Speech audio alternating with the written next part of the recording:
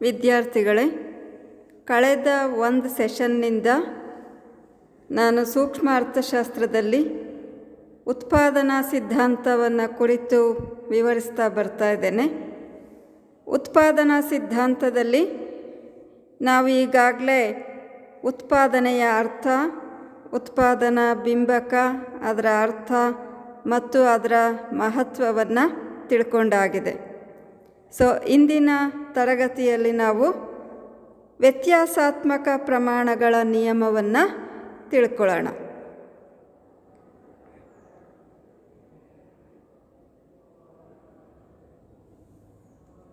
ವ್ಯತ್ಯಾಸಾತ್ಮಕ ಪ್ರಮಾಣಗಳ ನಿಯಮವನ್ನು ವಿವರಿಸೋದಕ್ಕೆ ಮೊದಲು ನಾವು ಸ್ವಲ್ಪ ಉತ್ಪಾದನೆ ಅಂದರೆ ಏನು ಅನ್ನೋದನ್ನು ರಿವೈಸ್ ಮಾಡೋಣ. ವಿದ್ಯಾರ್ಥಿಗಳೇ, ನಾನು ಇಂದಿನ ತರಗತಿಯಲ್ಲಿ ನಿಮಗೆ ತಿಳಿಸಿದ್ದೇನೆ, ಉತ್ಪಾದನೆ ಅಂತ ಅಂದರೆ ಸರಕು ಅಥವಾ ವಸ್ತುಗಳಲ್ಲಿ ತುಷ್ಟಿಗುಣ ಮತ್ತು ಮೌಲ್ಯವನ್ನು, ವಿನಿಮಯ ಮೌಲ್ಯವನ್ನು ತುಂಬುವ ಕ್ರಿಯೆಗೆ ಉತ್ಪಾದನೆ ಅಂತ ಕರಿತೇವೆ. ಯಾವುದೇ ಒಂದು ಸರಕು ಅಥವಾ ಸೇವೆಯನ್ನು ನಾವು ಉತ್ಪಾದನೆ ಮಾಡಬೇಕಂದ್ರೆ ವಿವಿಧ ಉತ್ಪಾದನಾಂಗಗಳನ್ನು ಬಳಕೆ ಮಾಡಿಕೊಳ್ತೇವೆ. ಅಂದರೆ ಪ್ರಮುಖ ಉತ್ಪಾದನಾಂಗಗಳು ಭೂಮಿ, ಶ್ರಮ, ಬಂಡವಾಳ ಮತ್ತು ಸಂಘಟನೆ. ಈ ಉತ್ಪಾದನಾಂಗಗಳ ಒಂದು ಕಾರ್ಯಾಚರಣೆಯಿಂದ ಸರಕು ಸೇವೆಗಳನ್ನು ಉತ್ಪಾದನೆ ಮಾಡೋದಕ್ಕೆ ಸಾಧ್ಯವಾಗುತ್ತೆ. ಅದಾದ ನಂತರ ಉತ್ಪಾದನಾ ಬಿಂಬಕ ಅನ್ನೋ ಪರಿಕಲ್ಪನೆ ತುಂಬ ಮುಖ್ಯ. ಯಾಕೆಂದರೆ ನಾವು ಇನ್ನು ಮುಂದೆ ಅಧ್ಯಯನ ಮಾಡ್ತಾ ಇರೋ ಎಲ್ಲ ಪ್ರತಿಫಲ ನಿಯಮಗಳನ್ನು ಅರ್ಥ ಮಾಡ್ಕೋಬೇಕಂದ್ರೆ ಈ ಉತ್ಪಾದನಾ ಬಿಂಬಕದ ಪರಿಕಲ್ಪನೆ ತುಂಬ ಮುಖ್ಯ ಆಗುತ್ತೆ.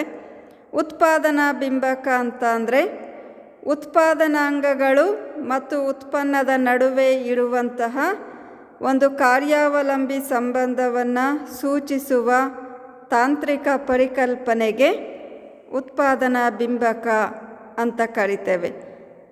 ಅಂದರೆ ಇಲ್ಲಿ ಉತ್ಪಾದನಾಂಗಗಳು ಮತ್ತು ಉತ್ಪನ್ನದ ನಡುವೆ ಇರುವ ಸಂಬಂಧವನ್ನು ಉತ್ಪಾದನಾ ಬಿಂಬಕ ಸೂಚಿಸುತ್ತೆ. ಇದರಿಂದ ನಮಗೇನು ಅರ್ಥ ಆಗುತ್ತೆ ಅಂದರೆ ಉತ್ಪಾದನಾಂಗಗಳನ್ನು ವಿವಿಧ ಪ್ರಮಾಣಗಳಲ್ಲಿ ಸಂಯೋಜನೆ ಮಾಡಿದಾಗ, ಅಂದರೆ ವಿವಿಧ ಉತ್ಪಾದನಾಂಗಗಳನ್ನು ವಿವಿಧ ಪ್ರಮಾಣದಲ್ಲಿ ನಾವು ಬಳಕೆ ಮಾಡಿದಾಗ ಉತ್ಪನ್ನದ ಪ್ರಮಾಣ ಬದಲಾವಣೆಯಾಗುತ್ತೆ. ಅಂದರೆ ಯಾವುದೇ ಒಬ್ಬ ಉತ್ಪಾದಕ ಎಷ್ಟು ಉತ್ಪನ್ನವನ್ನು ಪಡೀತಾನೆ ಎನ್ನುವಂಥದ್ದು ಅವನು ಉತ್ಪಾದನಾಂಗಗಳನ್ನು ಯಾವ ಪ್ರಮಾಣದಲ್ಲಿ ತೊಡಗಿಸಿದ್ದಾನೆ ಅನ್ನೋದ್ರ ಮೇಲೆ ಅವಲಂಬಿತವಾಗಿರುತ್ತೆ. ಅಂದರೆ ಉತ್ಪಾದನಾಂಗಗಳೇನಿದ್ದಾವೆ, ಭೂಮಿ, ಶ್ರಮ, ಬಂಡವಾಳ, ಸಂಘಟನೆ, ಇವುಗಳನ್ನು ಅನೇಕ ಸಂಯೋಜನೆಗಳಲ್ಲಿ ನಾವು ಬಳಕೆ ಮಾಡ್ಬೋದು. ಸಂಯೋಜನೆ ಅಂದರೆ ಬೇರೆ ಬೇರೆ ಕಾಂಬಿನೇಷನ್ಸ್. ಒಂದೇ ವಸ್ತುವನ್ನು ಉತ್ಪಾದನೆ ಮಾಡಬೇಕಂದ್ರೂ ನಾವು ಹಲವಾರು ಉತ್ಪಾದನಾಂಗಗಳನ್ನು ವಿವಿಧ ಪ್ರಮಾಣಗಳಲ್ಲಿ ಬಳಕೆ ಮಾಡಬೇಕಾಗಿರುತ್ತೆ. ಅದರಲ್ಲಿಯೂ ಕೆಲವು ಉತ್ಪಾದನಾಂಗಗಳನ್ನು ಒಂದಕ್ಕೆ ಬದಲಿಯಾಗಿ ಮತ್ತೊಂದನ್ನು ನಾವು ಬಳಸ್ಬೋದು.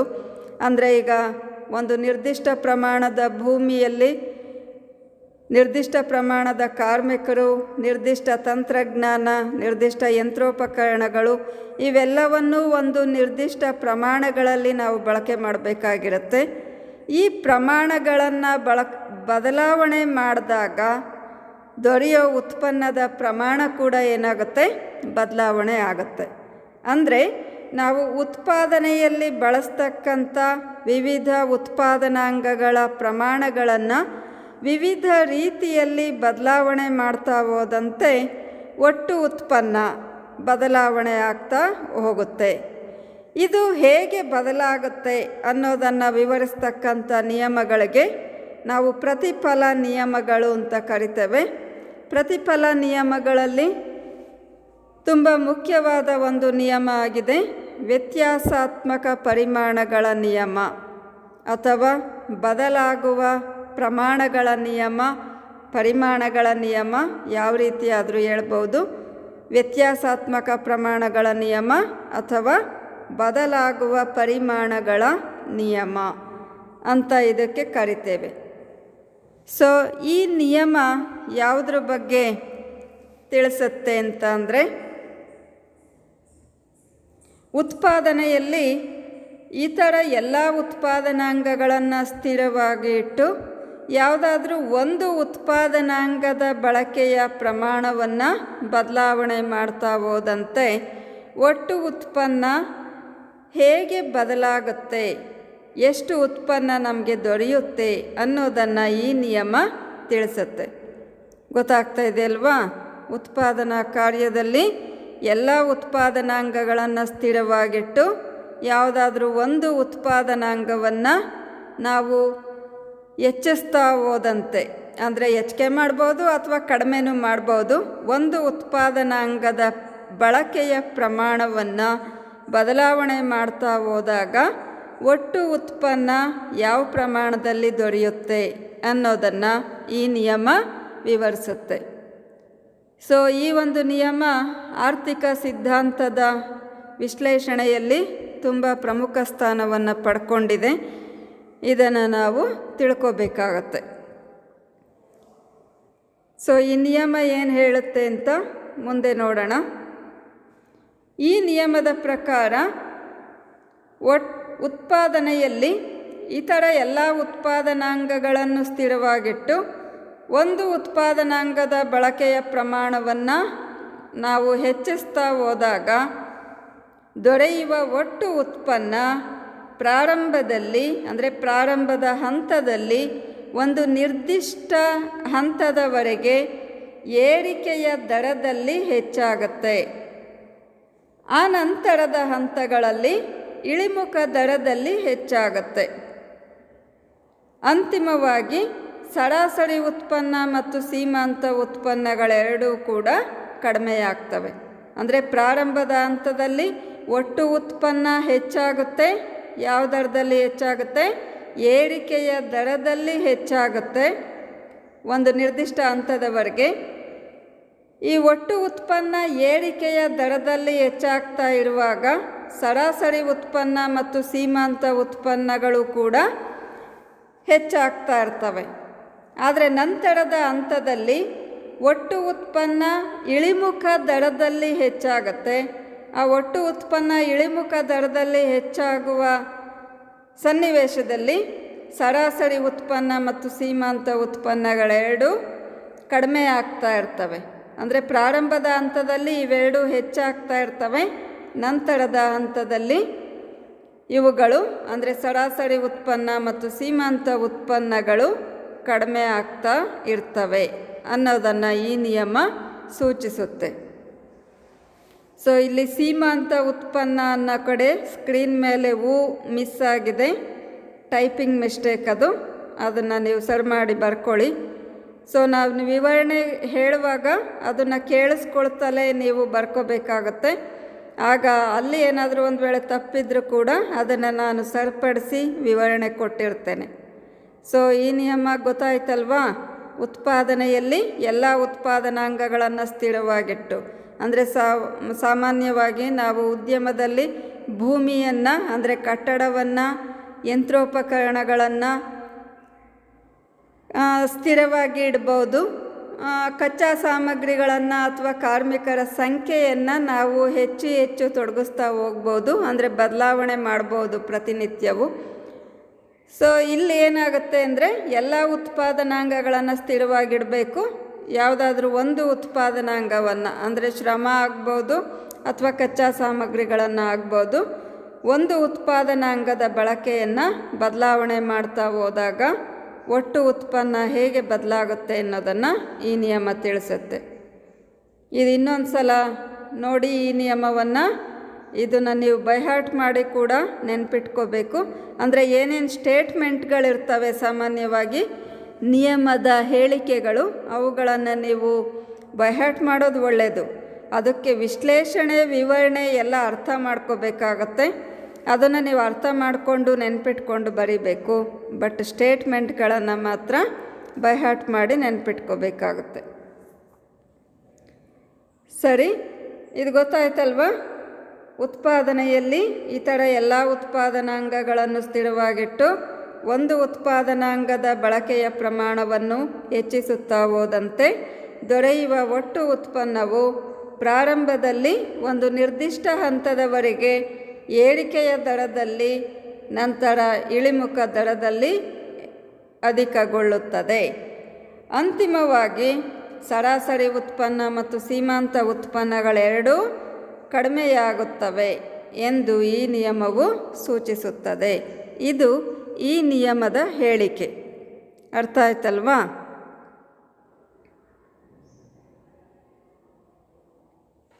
ಈಗ ಪ್ರೊಫೆಸರ್ ಬೆನ್ಹ್ಯಾಮ್ರವರು ತಮ್ಮದೇ ಆದ ರೀತಿಯಲ್ಲಿ ಈ ನಿಯಮವನ್ನು ವ್ಯಾಖ್ಯಾನಿಸಿದ್ದಾರೆ.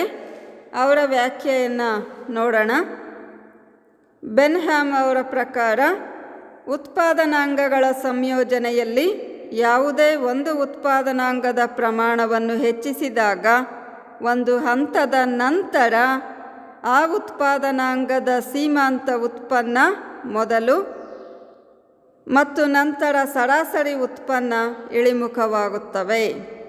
ಸೊ ಈ ನಿಯಮ ಮುಂದೆ ಒಂದು ಉದಾಹರಣೆ ಸಮೇತ ನಾನು ವಿವರಿಸ್ತೀನಿ, ಆವಾಗ ಕ್ಲಿಯರ್ ಆಗುತ್ತೆ ನಿಮಗೆ, ಅಂದರೆ ಕ್ಲಿಯರಾಗಿ ಅರ್ಥ ಆಗುತ್ತೆ. ಈಗ ಈ ಪದಗಳನ್ನು ನೀವು ನೆನಪಿಟ್ಕೋಬೇಕು. ಏನು ಪದಗಳಂತ ಅಂದರೆ, ಇವ್ರು ಏನು ಹೇಳ್ತಾ ಇದ್ದಾರೆ, ಉತ್ಪಾದನಾಂಗಗಳ ಸಂಯೋಜನೆಯಲ್ಲಿ ಯಾವುದೇ ಒಂದು ಉತ್ಪಾದನಾಂಗದ ಬಳಕೆಯ ಪ್ರಮಾಣವನ್ನು ಹೆಚ್ಚಿಸಿದಾಗ ಒಂದು ಹಂತದ ನಂತರ ಅಂತ ಹೇಳ್ತಿದ್ದಾರೆ. ಅಂದರೆ ಪ್ರಾರಂಭದ ಹಂತದಲ್ಲಿ ಅಲ್ಲ ಇವ್ರು ಹೇಳ್ತಾ ಇರೋದು. ಒಂದು ಹಂತದ ನಂತರ ಅಂದರೆ 2-3ನೇ ಹಂತಗಳಲ್ಲಿ ಆ ಉತ್ಪಾದನಾಂಗದ ಸೀಮಾಂತ ಉತ್ಪನ್ನ ಮೊದಲಿಗೆ ಇಳಿಮುಖವಾಗುತ್ತೆ, ಆ ನಂತರದಲ್ಲಿ ಸರಾಸರಿ ಉತ್ಪನ್ನ ಇಳಿಮುಖವಾಗುತ್ತೆ. ಅಂದರೆ ನಾವಿಲ್ಲಿ ಅರ್ಥ ಮಾಡ್ಕೋಬೇಕು, ಪ್ರಾರಂಭದ ಹಂತದಲ್ಲಿ ಒಟ್ಟು ಉತ್ಪನ್ನವೂ ಏರ್ತಾ ಇರುತ್ತೆ, ಸೀಮಾಂತ ಉತ್ಪನ್ನ ಮತ್ತು ಸರಾಸರಿ ಉತ್ಪನ್ನಗಳು ಕೂಡ ಏರ್ತಾ ಇರ್ತವೆ. ಆದರೆ ಒಂದು ಹಂತದ ನಂತರ ಆ ಉತ್ಪಾದನಾಂಗದ ಸೀಮಾಂತ ಉತ್ಪನ್ನ ಮೊದಲು ಇಳಿಮುಖವಾಗೋದಕ್ಕೆ ಪ್ರಾರಂಭ ಆಗುತ್ತೆ, ಕೊನೆ ಹಂತದಲ್ಲಿ ಸರಾಸರಿ ಉತ್ಪನ್ನ ಕೂಡ ಇಳಿಮುಖವಾಗುತ್ತೆ. ಇದನ್ನು ನೀವು ಉದಾಹರಣೆಯನ್ನು ನೋಡಿದಾಗ ಇನ್ನೂ ಸ್ಪಷ್ಟ ಆಗುತ್ತೆ. ಬಟ್ ಈ ಮೊದಲು ನಿಮಗೆ ಸೀಮಾಂತ ಉತ್ಪನ್ನ ಮತ್ತು ಸರಾಸರಿ ಉತ್ಪನ್ನ ಅಂದರೆ ಏನು ಅಂತ ಗೊತ್ತಿರಬೇಕಾಗತ್ತೆ. ಸೀಮಾಂತ ಉತ್ಪನ್ನ ಅಂತ ಅಂದರೆ ಡೆಫಿನೇಷನ್ನು ನಾನು ಮುಂದಿನ ಸ್ಲೈಡಲ್ಲಿ ಟೈಪ್ ಮಾಡಿ ಕೊಡ್ತೇನೆ ಅದನ್ನು, ಬಟ್ ನೀವು ಕೇಳಿಸ್ಕೊಳ್ಳಿ ಈಗ ಸುಮ್ಮನೆ. ಸೀಮಾಂತ ಉತ್ಪನ್ನ ಅಂತ ಅಂದರೆ ಉತ್ಪಾದನಾ ಕಾರ್ಯದಲ್ಲಿ ಯಾವುದಾದರೂ ಇತರ ಉತ್ಪಾದನಾಂಗಗಳನ್ನು ಸ್ಥಿರವಾಗಿಟ್ಟು ಒಂದು ಉತ್ಪಾದನಾಂಗದ ಬಳಕೆಯನ್ನು ಹೆಚ್ಚಿಸುತ್ತಾ ಹೋದಾಗ ದೊರೆಯುವ ಹೆಚ್ಚುವರಿ ಉತ್ಪನ್ನಕ್ಕೆ ಸೀಮಾಂತ ಉತ್ಪನ್ನ ಅಂತ ಕರಿತೇವೆ. ಗೊತ್ತಾಯ್ತಲ್ವಾ? ಉತ್ಪಾದನಾ ಕಾರ್ಯದಲ್ಲಿ ಇತರ ಉತ್ಪಾದನಾಂಗಗಳನ್ನು ಸ್ಥಿರವಾಗಿಟ್ಟು ಯಾವುದಾದರೂ ಒಂದು ಉತ್ಪಾದನಾಂಗದ ಬಳಕೆಯನ್ನು ಹೆಚ್ಚಿಸುತ್ತಾ ಹೋದಾಗ ದೊರೆಯುವ ಹೆಚ್ಚುವರಿ ಉತ್ಪನ್ನಕ್ಕೆ, ಅಂದರೆ ಏನು ಅಡಿಷನಲ್ ಆಗಿ ದೊರೆಯುತ್ತೋ ಆ ಉತ್ಪನ್ನಕ್ಕೆ ಸೀಮಾಂತ ಉತ್ಪನ್ನ ಅಂತ ಕರಿತೇವೆ. ಇದು ನೀವೀಗಾಗಲೇ 2ನೇ ಚಾಪ್ಟ್ರಲ್ಲಿ ಕೇಳಿರ್ತಕ್ಕಂಥ ಸೀಮಾಂತ ತುಷ್ಟಿಗುಣ. ಸೀಮಾಂತ ಅನ್ನೋ ಪದ ಏನು ಸೂಚಿಸುತ್ತೆ? ಕೊನೆಯ ಘಟಕದಿಂದ ದೊರೆಯೋ ತುಷ್ಟಿಗುಣಕ್ಕೆ ಸೀಮಾಂತ ತುಷ್ಟಿಗುಣ ಅಂತೀವಿ. ಅದೇ ಥರ ಉತ್ಪಾದನಾಂಗದ ಕೊನೆಯ ಘಟಕದ ಬಳಕೆಯಿಂದ ದೊರೀತಕ್ಕಂಥ ಹೆಚ್ಚುವರಿ ಉತ್ಪನ್ನಕ್ಕೆ ಸೀಮಾಂತ ಉತ್ಪನ್ನ ಅಂತೇಳಿ ಕರಿತೇವೆ. ನಂತರ ಸರಾಸರಿ ಉತ್ಪನ್ನ ಅಂದರೆ ಇನ್ನೇನಿಲ್ಲ, ಇಲ್ಲಿ ಒಟ್ಟು ಉತ್ಪನ್ನದ ಪ್ರಮಾಣವನ್ನು ಬಳಸಿದ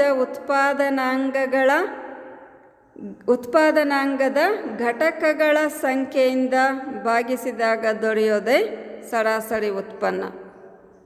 ಇನ್ನೊಂದು ಸಲ ಕೇಳಿ, ಒಟ್ಟು ಉತ್ಪನ್ನವನ್ನು ಬದಲಾಗುವ ಉತ್ಪಾದನಾಂಗದ ಘಟಕಗಳ ಸಂಖ್ಯೆಯಿಂದ ಭಾಗಿಸಿದಾಗ ದೊರೆಯುವುದೇ ಸರಾಸರಿ ಉತ್ಪನ್ನ. ಸೊ ಇಲ್ಲೇನಾಗುತ್ತೆ, ಇವರ ವ್ಯಾಖ್ಯೆ ಪ್ರಕಾರ ಒಂದು ಹಂತದ ನಂತರ ಆ ಉತ್ಪಾದನಾಂಗ ಅಂದರೆ ಇಲ್ಲಿ ಬದಲಾಗುವ ಉತ್ಪಾದನಾಂಗದ ಸೀಮಾಂತ ಉತ್ಪನ್ನ ಮೊದಲು ಇಳಿಮುಖವಾಗುತ್ತೆ ಮತ್ತು ನಂತರ ಸರಾಸರಿ ಉತ್ಪನ್ನ ಇಳಿಮುಖವಾಗುತ್ತದೆ. ಗೊತ್ತಾಯ್ತಲ್ವಾ? ಇದು ಬೆನ್ಹ್ಯಾಮ್ರವರ ವ್ಯಾಖ್ಯೆ.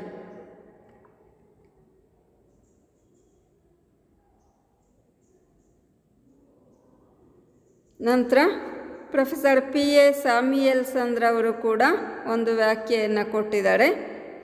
ಇವರ ಪ್ರಕಾರ ಒಂದು ನಿರ್ದಿಷ್ಟ ತಂತ್ರಜ್ಞಾನದಲ್ಲಿ ಸ್ಥಿರ ಉತ್ಪಾದನಾಂಗಗಳಿಗೆ ಹೋಲಿಸಿದಂತೆ ಒಂದು ಉತ್ಪಾದನಾಂಗದ ಪ್ರಮಾಣವನ್ನು ಹೆಚ್ಚಿಸಿದಾಗ ಉತ್ಪನ್ನ ಹೆಚ್ಚುತ್ತದೆ. ಆದರೆ ಒಂದು ಹಂತದ ನಂತರ ಹೆಚ್ಚುವರಿ ಉತ್ಪಾದನಾಂಗವನ್ನು ತೊಡಗಿಸಿದಂತೆ ಅದರಿಂದ ಲಭ್ಯವಾಗುವ ಹೆಚ್ಚುವರಿ ಉತ್ಪನ್ನ ಕಡಿಮೆಯಾಗುತ್ತಾ ಹೋಗುತ್ತದೆ. ಇವರು ಕೂಡ ವಿಷಯ ಅದೇ, ಏನು ಒಂದು ನಿರ್ದಿಷ್ಟ ತಂತ್ರಜ್ಞಾನವನ್ನು ಅಳವಡಿಸಿಕೊಂಡು ಸ್ಥಿರ ಉತ್ಪಾದನಾಂಗಗಳಿಗೆ ಸಂಬಂಧಿಸಿದಂತೆ ಅಂದರೆ ಅವುಗಳಿಗೆ ಹೋಲಿಕೆ ಮಾಡಿದಂತೆ. ಅಂದರೆ ಏನರ್ಥ, ಇಲ್ಲಿ ಕೆಲವು ಉತ್ಪಾದನಾಂಗಗಳನ್ನು ಸ್ಥಿರವಾಗಿ ಇಟ್ಟಿರ್ತಾರೆ ಅನ್ನೋದನ್ನು ಅವರು ಈ ರೀತಿ ಹೇಳಿದ್ದಾರೆ. ಸ್ಥಿರ ಉತ್ಪಾದನಾಂಗಗಳಿಗೆ ಹೋಲಿಸಿದಂತೆ ಒಂದು ಉತ್ಪಾದನಾಂಗದ ಪ್ರಮಾಣವನ್ನು ಹೆಚ್ಚಿಸಿದಾಗ, ಅಂದರೆ ಇಲ್ಲಿನೂ ಕೂಡ ಇವರೇನು ಹೇಳ್ತಿದ್ದಾರೆ, ಎಲ್ಲ ಉತ್ಪಾದನಾಂಗಗಳನ್ನು ಸ್ಥಿರವಾಗಿ ಇಟ್ಟು ಯಾವುದಾದ್ರೂ ಒಂದು ಉತ್ಪಾದನಾಂಗದ ಬಳಕೆ ಪ್ರಮಾಣವನ್ನು ಹೆಚ್ಚಿಸಿದಾಗ ಉತ್ಪನ್ನ ಹೆಚ್ಚುತ್ತೆ. ಅಂದರೆ ಪ್ರಾರಂಭದ ಹಂತದಲ್ಲಿ ಹೆಚ್ಚಾಗುತ್ತೆ, ಆದರೆ ಒಂದು ಹಂತದ ನಂತರ ನಾವು ಮತ್ತಷ್ಟು ಹೆಚ್ಚುವರಿ ಉತ್ಪಾದನಾಂಗವನ್ನು ತೊಡಗಿಸ್ತಾ ಹೋದಂತೆ ಅದರಿಂದ ಲಭ್ಯವಾಗುವ ಹೆಚ್ಚುವರಿ ಉತ್ಪನ್ನ ಕಡಿಮೆಯಾಗುತ್ತಾ ಹೋಗುತ್ತದೆ. ಇದು ಕೂಡ ಹೆಚ್ಚು ಕಡಿಮೆ ಇಳಿಮುಖ ಸೀಮಾಂತ ತುಷ್ಟಿಗುಣ ನಿಯಮದ ರೀತಿಯಲ್ಲೇ ಇರುತ್ತೆ. ಬಟ್ ಆ ನಿಯಮದಲ್ಲಿ ಪ್ರಾರಂಭದಿಂದನೂ ಸೀಮಾಂತ ತುಷ್ಟಿಗುಣ ಕಡಿಮೆ ಆಗುತ್ತೆ. ಆದರೆ ಇಲ್ಲಿ ಏನು ಹೇಳ್ತಿದ್ದಾರೆ, ಪ್ರಾರಂಭದಲ್ಲಿ ಒಟ್ಟು ಉತ್ಪನ್ನ ಹೆಚ್ಚಾಗುತ್ತೆ. ಅಂದರೆ ಬದಲಾಗುವ ಉತ್ಪಾದನಾಂಗವನ್ನು ನಾವು ಹೆಚ್ಚು ಹೆಚ್ಚು ಬಳಕೆ ಮಾಡಿದಾಗ ಒಟ್ಟು ಉತ್ಪನ್ನ ಪ್ರಾರಂಭದಲ್ಲಿ ಹೆಚ್ಚಾಗುತ್ತೆ, ಆದರೆ ಒಂದು ಹಂತದ ನಂತರ ಒಟ್ಟು ಉತ್ಪನ್ನ ಇಳಿಮುಖವಾಗುತ್ತೆ ಅಂಥೇಳಿ ಹೇಳ್ತಾರೆ. ಇದು ಸ್ಯಾಮ್ಯುಯೆಲ್ಸನ್ ರವರ ವ್ಯಾಖ್ಯಾನ. ವಿದ್ಯಾರ್ಥಿಗಳೇ, ಈಗ ಈ ಎಲ್ಲ ವ್ಯಾಖ್ಯಾನಗಳಿಂದ ನಮಗೆ ಈ ನಿಯಮ ಸ್ಪಷ್ಟ ಆಗಿದೆ. ಏನಂದರೆ ಈ ನಿಯಮ ಕೇವಲ ಒಂದು ಉತ್ಪಾದನಾಂಗದ ಬಳಕೆಯ ಪ್ರಮಾಣವನ್ನು ನಾವು ಹೆಚ್ಚಿಗೆ ಮಾಡ್ತಾ ಹೋದಾಗ ಉತ್ಪಾದನೆಯಲ್ಲಿ ಉಂಟಾಗ್ತಕ್ಕಂಥ ಬದಲಾವಣೆಗಳನ್ನು ವಿವರಿಸುತ್ತೆ. ಅಂದರೆ ಕೇವಲ ಒಂದು ಉತ್ಪಾದನಾಂಗದ ಬಳಕೆಯನ್ನು ನಾವು ಹೆಚ್ಚಿಗೆ ಮಾಡಿ ಉಳಿದ ಎಲ್ಲ ಉತ್ಪಾದನಾಂಗಗಳನ್ನು ಸ್ಥಿರವಾಗಿ ಇಟ್ಟಿದ್ದಾಗ ಉತ್ಪಾದನೆ ಒಂದು ಹಂತದವರೆಗೆ ಏರ್ತಾ ಹೋಗುತ್ತೆ. ಆದರೆ ಅಂತಿಮವಾಗಿ ಸೀಮಾಂತ ಉತ್ಪನ್ನ ಮತ್ತು ಸರಾಸರಿ ಉತ್ಪನ್ನ ಎರಡೂ ಕೂಡ ಇಳಿಮುಖವಾಗ್ತವೆ ಅನ್ನೋದನ್ನು ಈ ನಿಯಮ ತಿಳಿಸುತ್ತೆ. ಈ ನಿಯಮ ಕೆಲವೊಂದು ಕಲ್ಪನೆಗಳನ್ನು ಆಧಾರವಾಗಿ ಇಟ್ಕೊಂಡಿದೆ. ಸಾಮಾನ್ಯವಾಗಿ ಎಲ್ಲ ಅರ್ಥಶಾಸ್ತ್ರದ ನಿಯಮಗಳು ಕೆಲವು ಕಲ್ಪನೆಗಳನ್ನು ಆಧಾರವಾಗಿ ಹೊಂದಿರ್ತವೆ. ಹಾಗೆಯೇ ಈ ನಿಯಮ ಕೂಡ ಕೆಲವು ಕಲ್ಪನೆಗಳನ್ನು ಆಧಾರವಾಗಿಟ್ಕೊಂಡಿದೆ. ಸೊ ಆ ಕಲ್ಪನೆಗಳು ಯಾವುದು ಅಂತ ನೋಡೋಣ. ಮೊದಲನೇ ಕಲ್ಪನೆ ಆಗಿದೆ, ಉತ್ಪಾದನೆಯಲ್ಲಿ ಒಂದು ಉತ್ಪಾದನಾಂಗದ ಪ್ರಮಾಣವನ್ನು ಮಾತ್ರ ಹೆಚ್ಚು ಕಡಿಮೆ ಮಾಡಲಾಗತ್ತೆ. ಇತರ ಎಲ್ಲ ಉತ್ಪಾದನಾಂಗಗಳು ಸ್ಥಿರವಾಗಿ ಇರ್ತವೆ. ಅಂದರೆ ಈ ಕಲ್ಪನೆಯನ್ನು ನಾವು ಸ್ಟೇಟ್ಮೆಂಟ್ನಲ್ಲೇ ನೋಡಿದ್ದೀವಿ. ಈ ಥರ ಎಲ್ಲ ಉತ್ಪಾದನಾಂಗಗಳ ಬಳಕೆಯನ್ನು ಸ್ಥಿರವಾಗಿಟ್ಟಿರ್ತೇವೆ. ಯಾವುದಾದ್ರೂ ಒಂದು ಉತ್ಪಾದನಾಂಗವನ್ನು ಮಾತ್ರ ಹೆಚ್ಚು ಅಥವಾ ಕಡಿಮೆ ಪ್ರಮಾಣದಲ್ಲಿ ಬಳಕೆ ಮಾಡಲಾಗುತ್ತೆ. ಇದು ಮೊದಲನೇ ಕಲ್ಪನೆ. ಅಂದರೆ ಭೂಮಿ, ಬಂಡವಾಳ, ಯಂತ್ರೋಪಕರಣ ಇವೆಲ್ಲ ಸ್ಥಿರವಾಗಿಟ್ಟಿರ್ಬೋದು. ಯಾವುದಾದ್ರೂ ಒಂದು ಉತ್ಪಾದನಾಂಗದ ಬಳಕೆಯನ್ನು ಹೆಚ್ಚಿಸೋದು ಅಂದರೆ ಶ್ರಮವನ್ನಾಗಲಿ ಅಥವಾ ಕಚ್ಚಾ ಸಾಮಗ್ರಿಗಳನ್ನಾಗಲಿ ನಾವು ಹೆಚ್ಚು ಹೆಚ್ಚು ಬಳಕೆ ಮಾಡ್ತಾ ಹೋಗ್ಬೋದು. ಇದು ಮೊದಲನೇ ಕಲ್ಪನೆ. ಇನ್ನು ಎರಡನೇ ಕಲ್ಪನೆ ಆಗಿದೆ, ಉತ್ಪಾದನಾ ತಂತ್ರದಲ್ಲಿ ಬದಲಾವಣೆಗಳಿರೋದಿಲ್ಲ. ಅಂದರೆ ಉತ್ಪಾದನೆ ಮಾಡೋದಕ್ಕೆ ಯಾವ ತಂತ್ರಜ್ಞಾನವನ್ನು ಅಳವಡಿಸ್ಕೊಂಡಿರ್ತೇವೆ ಅದು ಈ ಉತ್ಪಾದನಾ ಪ್ರಕ್ರಿಯೆಯಲ್ಲಿ ಸ್ಥಿರವಾಗಿ ಇರುತ್ತೆ ಅಂತ ಕಲ್ಪಿಸ್ಕೊಂಡಿದ್ದಾರೆ. ಅಂದರೆ ನಾವು ಬದಲಾಗುವ ಉತ್ಪಾದನಾಂಗವನ್ನು ಏನು ಹೆಚ್ಚಿಗೆ ಮಾಡ್ತಾ ಹೋಗ್ತೀವಲ್ಲ, 1 ಘಟಕ 2 ಘಟಕ ಅಂತ ಹೇಳಿ ಹೆಚ್ಚುವರಿಯಾಗಿ ನಾವು ಒಂದು ಉತ್ಪಾದನಾಂಗವನ್ನು ಬಳಕೆ ಮಾಡ್ತಾ ಹೋದಾಗ ಕೂಡ ಈ ಉತ್ಪಾದನಾ ತಂತ್ರಜ್ಞಾನ ಇರುತ್ತಲ್ಲ, ಉತ್ಪಾದನಾ ವಿಧಾನ, ಅದನ್ನು ಮೊದಲನೇ ಘಟಕ ಬಳಕೆ ಮಾಡಿದಾಗ ನಾವು ಯಾವ ತಂತ್ರಜ್ಞಾನ ಬಳಸ್ತಾ ಇರ್ತೀವಿಯೋ ಅದೇ ತಂತ್ರಜ್ಞಾನವನ್ನು ಈ 2, 3, 4ನೇ ಘಟಕಗಳನ್ನು ಹೆಚ್ಚುವರಿಯಾಗಿ ಬಳಕೆ ಮಾಡಿದಾಗ ಕೂಡ ಬಳಸಲಾಗುತ್ತೆ. ಅಂದರೆ ಅದೇ ತಂತ್ರಜ್ಞಾನವನ್ನೇ ಬಳಸಲಾಗುತ್ತೆ. ಇಲ್ಲಿ ಬದಲಾಗುವ ಉತ್ಪಾದನಾಂಗದ ಬಳಕೆ ಪ್ರಮಾಣವನ್ನು ನಾವು ಬದಲಾವಣೆ ಮಾಡದಂತೆಲ್ಲ ಉತ್ಪಾದನೆಯಲ್ಲಿ ಅಳವಡಿಸ್ಕೊಂಡಿರ್ತಕ್ಕಂಥ ವಿಧಾನವನ್ನು ಬದಲಾವಣೆ ಮಾಡೋದಿಲ್ಲ. ಇದು 2ನೇ ಕಲ್ಪನೆ. ಇನ್ನು 3ನೇ ಕಲ್ಪನೆ ಆಗಿದೆ, ಬದಲಾಗುತ್ತಿರುವ ಉತ್ಪಾದನಾಂಗದ ವಿವಿಧ ಘಟಕಗಳು ಒಂದೇ ರೀತಿಯವಾಗಿರುತ್ತವೆ ಮತ್ತು ಒಂದೇ ದಕ್ಷತೆಯನ್ನು ಹೊಂದಿರುತ್ತವೆ. ಅಂದರೆ ಇಲ್ಲಿ ನಾವು ಎಲ್ಲ ಉತ್ಪಾದನಾಂಗ ಸ್ಥಿರವಾಗಿಟ್ಟು ಯಾವುದಾದ್ರೂ ಒಂದು ಉತ್ಪಾದನಾಂಗದ ಬಳಕೆಯನ್ನು ಹೆಚ್ಚಿಗೆ ಮಾಡ್ತಾ ಇರ್ತೀವಲ್ವ. ಈಗ ಅಂದರೆ ಹೆಚ್ಚುವರಿ ಕಾರ್ಮಿಕರನ್ನು ನಾವು ನೇಮಕ ಮಾಡ್ತಾ ಇರ್ತೀವಿ ಅಂತ ಭಾವಿಸಿ ಎಲ್ಲ ಉತ್ಪಾದನಾಂಗಗಳನ್ನು ಸ್ಥಿರವಾಗಿಟ್ಟು ಶ್ರಮ ಎನ್ನುವ ಒಂದು ಉತ್ಪಾದನಾಂಗದ ಬಳಕೆಯನ್ನು ಮಾತ್ರ ಹೆಚ್ಚಿಸ್ತಾ ಇರ್ತೀವಿ. ನಾವು ಶ್ರಮದ 1ನೇ ಘಟಕ 2ನೇ ಘಟಕ 3ನೇ ಘಟಕ ಈ ಥರ ಹೆಚ್ಚುವರಿ ಶ್ರಮದ ಘಟಕಗಳನ್ನು ಏನು ಬಳಕೆ ಮಾಡ್ತೀವಿ ಆ ಎಲ್ಲ ಹೆಚ್ಚುವರಿ ಘಟಕಗಳು ಒಂದೇ ರೀತಿ ಇರ್ತವೆ, ಅಂದರೆ ಒಂದೇ ದಕ್ಷತೆಯನ್ನು ಹೊಂದಿರ್ತವೆ ಅಂತ. ಅಂದರೆ 2ನೇ ಕಾರ್ಮಿಕ 3ನೇ ಕಾರ್ಮಿಕ 4ನೇ ಕಾರ್ಮಿಕ ಹೀಗೆ ಹೆಚ್ಚುವರಿ ಕಾರ್ಮಿಕರನ್ನು ನಾವು ನೇಮಕ ಮಾಡ್ತಾ ಹೋದ್ರೇನು ಆ ಎಲ್ಲ ಕಾರ್ಮಿಕರ ಉತ್ಪಾದನಾ ದಕ್ಷತೆಗಳು ಒಂದೇ ರೀತಿ ಇರ್ತವೆ. 2ನೇ ಅವನು ಮೊದಲನಿಗಿಂತ ಹೆಚ್ಚು ದಕ್ಷತೆ ಹೊಂದಿರೋದು ಅಥವಾ 4ನೇ ಅವನು 3ನೇ ಅವನಿಗಿಂತ ಕಡಿಮೆ ದಕ್ಷತೆ ಹೊಂದಿರೋದು ಆ ರೀತಿ ಇರೋದಿಲ್ಲ. ಇಲ್ಲಿ ಎಲ್ಲ ಉತ್ಪಾದನಾ ಘಟಕಗಳ ಉತ್ಪಾದನಾಂಗಗಳ ಒಂದು ಉತ್ಪಾದನಾ ಸಾಮರ್ಥ್ಯ ಪರಿಣತಿ ದಕ್ಷತೆಗಳು ಒಂದೇ ರೀತಿಯಾಗಿರ್ತವೆ ಅಂತ ಕಲ್ಪಿಸ್ಕೊಂಡಿದ್ದಾರೆ. ವಾಸ್ತವ ಜಗತ್ತಿನಲ್ಲಿ ಅದು ಸಾಧ್ಯ ಇಲ್ಲ ವಿದ್ಯಾರ್ಥಿಗಳೇ. ಯಾಕೆಂದರೆ ಒಬ್ಬ ಕಾರ್ಮಿಕನಿಗಿಂತ ಮತ್ತೊಬ್ಬ ಕಾರ್ಮಿಕನ ದಕ್ಷತೆಯಲ್ಲಿ ವ್ಯತ್ಯಾಸ ಇದ್ದೇ ಇರುತ್ತೆ, ಕಡಿಮೆ ಇರ್ಬೋದು ಅಥವಾ ಹೆಚ್ಚಾಗಿರ್ಬೋದು. ಆದರೆ ಇವರು ಇಲ್ಲಿ ಸಿದ್ಧಾಂತದ ವಿಶ್ಲೇಷಣೆಯ ಅನುಕೂಲಕ್ಕೆ ಆ ಒಂದು ಕಲ್ಪನೆಯನ್ನು ಆಧಾರವಾಗಿ ತಗೊಂಡಿದ್ದಾರೆ. ಒಂದು ವೇಳೆ ವಿವಿಧ ಘಟಕಗಳ ಉತ್ಪಾದನಾ ದಕ್ಷತೆ ಬದಲಾವಣೆ ಆದರೆ ದೊರೆಯೋ ಉತ್ಪನ್ನ ಕೂಡ ಬೇರೆ ರೀತಿ ಬದಲಾಗೋ ಸಾಧ್ಯತೆ ಇರುತ್ತೆ. ಅಂದರೆ ಈ ನಿಯಮ ಹೇಳ್ತಾ ಇರೋ ಪ್ರಕಾರನೇ ಉತ್ಪನ್ನ ಬದಲಾಗೋದಿಲ್ಲ. ಹಾಗಾಗಿ ಈ 3ನೇ ಕಲ್ಪನೆ ತುಂಬ ಮುಖ್ಯವಾದ್ದು. ಈ ನಿಯಮ ಕಾರ್ಯರೂಪಕ್ಕೆ ಬರಬೇಕಂದ್ರೆ ನಾವು ಬದಲಾಗುತ್ತಿರುವ ಉತ್ಪಾದನಾಂಗದ ವಿವಿಧ ಘಟಕಗಳು ಒಂದೇ ರೀತಿಯಾಗಿ ಇರ್ತವೆ ಅಂತ ತಗೋಬೇಕು. ಆ ಒಂದೇ ರೀತಿ ಇದ್ದಾಗ ಮಾತ್ರ ಈ ನಿಯಮ ಕಾರ್ಯರೂಪಕ್ಕೆ ಬರುತ್ತೆ. ಇನ್ನು 4ನೇ ಕಲ್ಪನೆ ಆಗಿದೆ, ಉದ್ಯಮದ ಗಾತ್ರ ಮತ್ತು ಉತ್ಪಾದಕನ ದಕ್ಷತೆಗಳು ಸ್ಥಿರವಾಗಿರುತ್ತವೆ.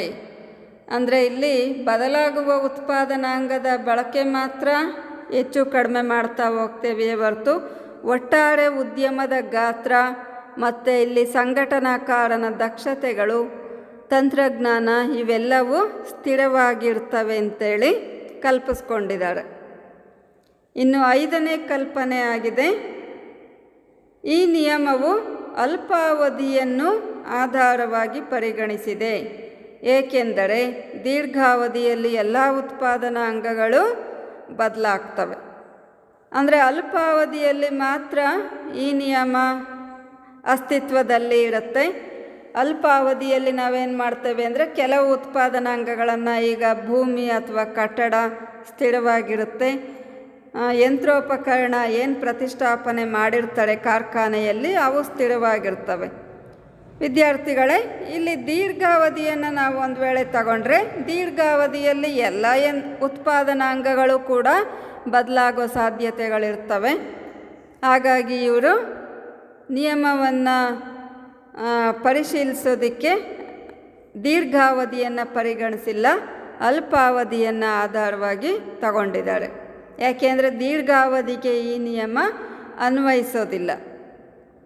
ಇನ್ನು ಕೊನೆಯ ಕಲ್ಪನೆ ಆಗಿದೆ, ಉತ್ಪನ್ನವನ್ನು ಭೌತಿಕ ಘಟಕಗಳಲ್ಲಿ ಅಂದರೆ ಕ್ವಿಂಟಾಲ್ಗಳು ಅಥವಾ ಟನ್ಗಳು ಅಥವಾ kg ರೂಪದಲ್ಲಿ ಕೂಡ ಅಳತೆ ಮಾಡಲಾಗುತ್ತೆ. ಅಂದರೆ ನಾವು ಉತ್ಪನ್ನ ಹೇಗೆ ಹೆಚ್ಚಾಗುತ್ತೆ, ಎಷ್ಟು ಹೆಚ್ಚಾಗುತ್ತೆ ಅನ್ನೋದನ್ನು ಲೆಕ್ಕಾಚಾರ ಮಾಡಬೇಕಲ್ವಾ. ಎಲ್ಲ ಉತ್ಪಾದನಾಂಗಗಳನ್ನು ಸ್ಥಿರವಾಗಿಟ್ಟು ಒಂದು ಉತ್ಪಾದನಾಂಗದ ಬಳಕೆಯನ್ನು ನಾವು ಹೆಚ್ಚಿಗೆ ಮಾಡಿದಾಗ ಒಟ್ಟು ಉತ್ಪನ್ನ ಎಷ್ಟು ಹೆಚ್ಚಾಯಿತು, ಯಾವ ಪ್ರಮಾಣದಲ್ಲಿ ಹೆಚ್ಚಾಯಿತು ಅನ್ನೋದನ್ನೆಲ್ಲ ಲೆಕ್ಕಾಚಾರ ಮಾಡಬೇಕಾಗುತ್ತೆ. ಮತ್ತು ಹೋಲಿಕೆ ಕೂಡ ಮಾಡಬೇಕಾಗತ್ತೆ ಎಲ್ಲ ಹಂತಗಳಲ್ಲಿ. ಹಾಗಾಗಿ ಇಲ್ಲಿ ಉತ್ಪನ್ನವನ್ನು ಭೌತಿಕ ಘಟಕಗಳಲ್ಲಿ ಅಂದರೆ kg ಅಂದರೆ ಕಿಲೋಗ್ರಾಮು ಅಥವಾ ಕ್ವಿಂಟಾಲ್, ಟನ್ನು ಮುಂತಾದ ರೂಪದಲ್ಲಿ ಅಳತೆ ಮಾಡಲಾಗತ್ತೆ. ಸೊ ಈ ಎಲ್ಲ ಎಲ್ಲ ಕಲ್ಪನೆಗಳನ್ನು ಆಧಾರವಾಗಿಟ್ಕೊಂಡು ಮಾರ್ಷಲ್ ಅವರು ಈ ನಿಯಮವನ್ನು ವಿವರಿಸಿದ್ದಾರೆ. ಪ್ರೊಫೆಸರ್ ಆಲ್ಫ್ರೆಡ್ ಮಾರ್ಷಲ್ ಅವರ ಹೆಸರನ್ನು ನೀವೆಲ್ಲ ಕೇಳಿರ್ತೀರಿ. ಸೊ ಈ ನಿಯಮದ ವಿವರಣೆಯನ್ನು ಒಂದು ಉದಾಹರಣೆ ಸಮೇತ ಅಂದರೆ ಒಂದು ಪಟ್ಟಿ ಮತ್ತು ಅದರ ಆಧಾರಿತ ರೇಖಾಚಿತ್ರ ಇವೆಲ್ಲವುಗಳ ನೆರವಿನಿಂದ ನಾವು ಅರ್ಥ ಮಾಡ್ಕೊಳ್ಳೋದಕ್ಕೆ ಸಾಧ್ಯವಾಗುತ್ತೆ. ಸೊ ಇದರ ರೇಖಾಚಿತ್ರ ಸಮೇತ ವಿವರಣೆಯನ್ನು ನಾನು ಮುಂದಿನ ಸೆಷನ್ನಲ್ಲಿ ವಿವರಿಸ್ತೇನೆ. ಅಲ್ಲಿವರೆಗೆ ವೆಯ್ಟ್ ಮಾಡ್ತಾಯಿರಿ.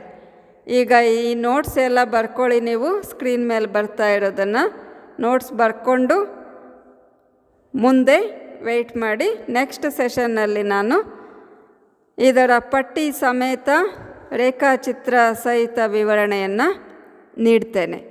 Thank you.